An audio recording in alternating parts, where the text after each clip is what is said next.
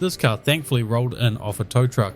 It already had a bad ball joint, then it got hit by another vehicle, and the impact caused the ball joint to be ripped out the socket.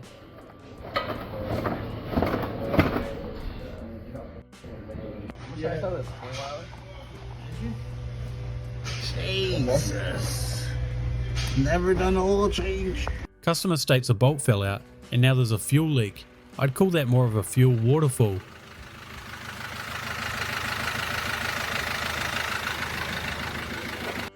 So this thing come in running, but with the oil light on, but running.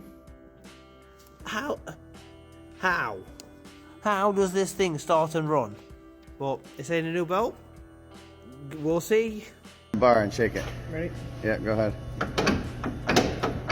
Your front end should definitely not do this. Jeez. Oh man. Everything's done on this. Here, hold this light for him. Shine that other ball joint.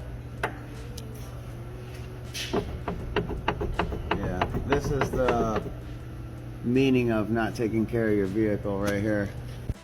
Customer states, my heater don't work. I don't know what's wrong with it. You have no circulation. You're right. Good old Ford Triton motors. The car was running badly, and this is what the first spark plug came out looking like. Who doesn't love the smell of potential car fire in the mornings? Explain this. Somebody, please explain this. Explain this. What is going on? Explain this. Why is there dead worms and cicadas in your seat? Mechanic had this Kia Rio come in for a gear cable replacement, and they thought it wouldn't be too bad and didn't check the expected labour time.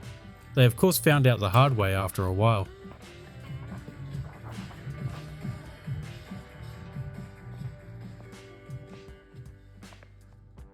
BMW 330i in for an oil leak. I think you got bigger issues, mate. Cars. This Ram 1500 just had a bunch of maintenance done at a shop, including filling this rear diff. The owner's wife drove it for only 180 miles before the truck started shaking and it had to go into another shop. I'm guessing the first shop filled it with the wrong fluid looking at how thin it looks. I got this old Ford in, check it out for a check engine light. Went to pop the hood, check this out. Couldn't get it popped. It was a little hard. Look at this. Find it. And that's a little snappy socket. I have never seen a sunroof like this before. It was apparently on a 2007 Maxima. Customer states vehicle won't shut off, has to disconnect the battery, so let's go ahead and turn off the car. All right, audio unit staying on. Our latest here staying on, so comes out of park, not pressing brake pedal. All right, coming out of park, so fixed. Stop putting stuff like this on your car. It's not needed. It causes more issues. Customer states flashing lights came on the dash. They had just got an oil change at Walmart the week earlier. How to make mechanics hate the manufacturer in one easy step. So I'm doing the inspection underneath this vehicle, and I see this, which is kind of common. Someone's had their cat stolen, and so they reinforce it. But as I look in more, like, okay, well, there's some chains to it, but then I see this. There's a wire bolted to it. It goes inside the cab. I haven't inspected that, but what do you think? What are your thoughts? What is going on here? Some genius put gasoline in this freshly imported van's fuel tank, even though it's clearly marked diesel. After draining the tank and lines, it still didn't run right due to some other issues, but the customer was just happy it could at least drive around the car park. This top strut mount is like a mechanic's version of a fidget spinner.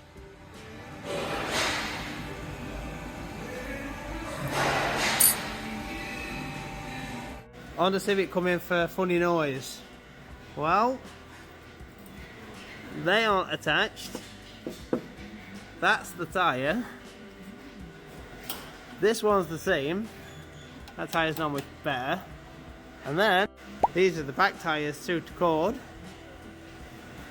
Same with this one.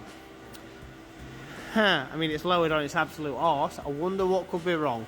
This customer drove 50,000 miles on the factory oil and filter before the engine finally gave up. They tried to get it replaced under warranty, which it obviously didn't. Customer comes in, don't run, died, whatever, runs like crap. Catalytic converter's clogged. They've been driving it for a while too. No other complaints, no other noise, nothing like that. We drove it around, noticed the power loss, yada yada yada. Didn't think nothing of it. But here's where it gets interesting. Yeah, Bluetoothed. You can actually see the diff hanging out of that thing. There it is. Yeah, didn't make no noise, wasn't growling, nothing like that. Just chunks missing out of the PTU. Looks like a lube tech's going to get it talking to. Also, I hate how they filmed this instead of rushing to turn it off. Although this isn't a car, it's still pretty funny. The mechanic said after they found this, no wonder why it was so heavy. Well, that didn't work.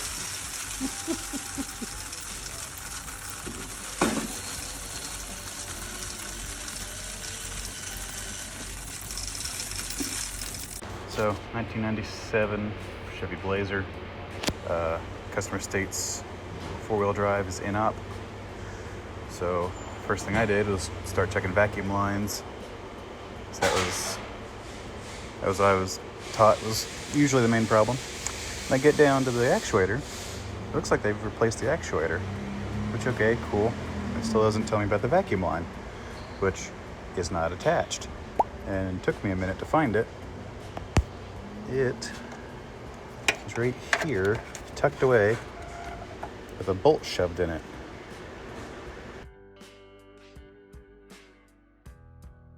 So how do you do your oil changes? I like to do mine from the boost pipe. Yep. Customer states they got a flat tire. That was a bit of an understatement. So FYI, it's not a good idea to just shove part of the battery cable in there and then heat shrink everything else and expect it to work. Because that's a beefy cable, like half an inch thick. And they shoved that onto some of it, no solder, no attempting to crimp it at all, and just put heat shrink around it. And they put heat shrink around everything, hoping that would all hold it in place. Well, spoiler alert, it didn't. This poor Polo's clutch release bearing was really going through it.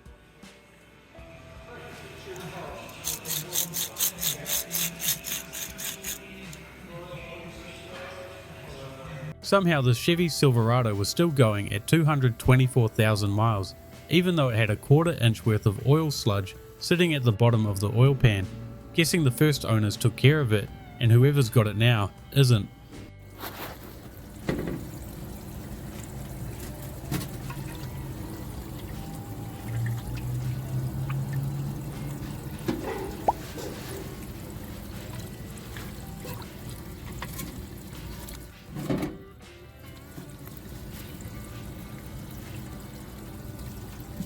Gotta love when you get new tires put on and the tire guy leaves a rag stuck in the bead. This customer didn't know they had a flat until someone waved them down in traffic. This is all that was left of it. As you'll see, this Lexus was chirping the tires when doing tight turns. These come with a center diff lock, and the customer had accidentally pressed it. They would have realized it, but unfortunately for them, the dash light indicating it's on doesn't work.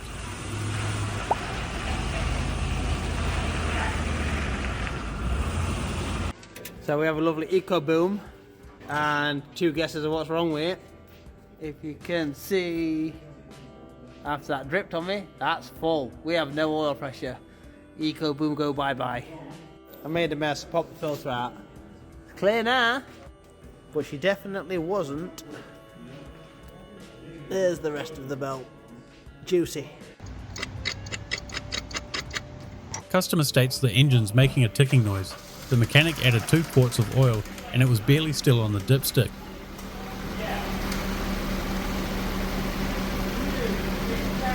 Customer states their steering wheel is off center after a dealership replaced their control arms. Mechanic said the wheel would be sideways, you'd hit a bump, and then it would go back straight.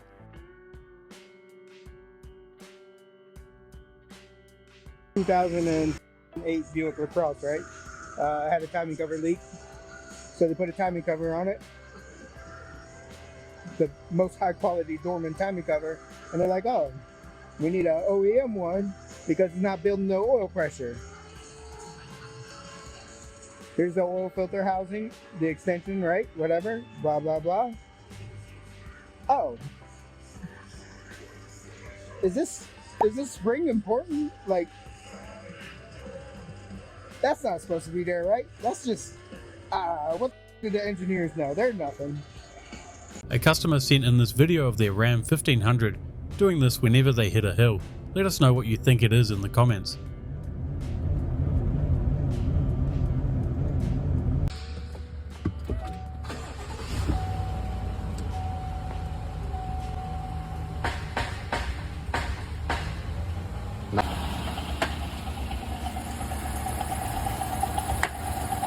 Customer thought they had a bad starter motor.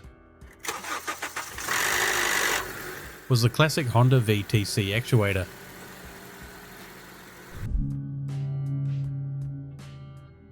Oh. Oh.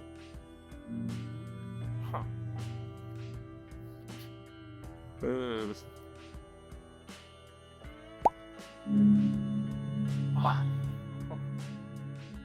Oh no.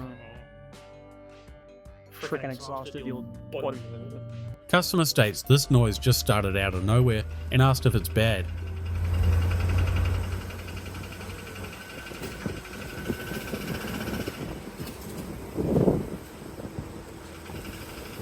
Thanks for watching another episode of Mechanical Nightmare. If you have your own clip, you can send it to us using the link in the description. Otherwise, thanks for watching. Make sure to like and subscribe, and I'll see you guys in the next episode.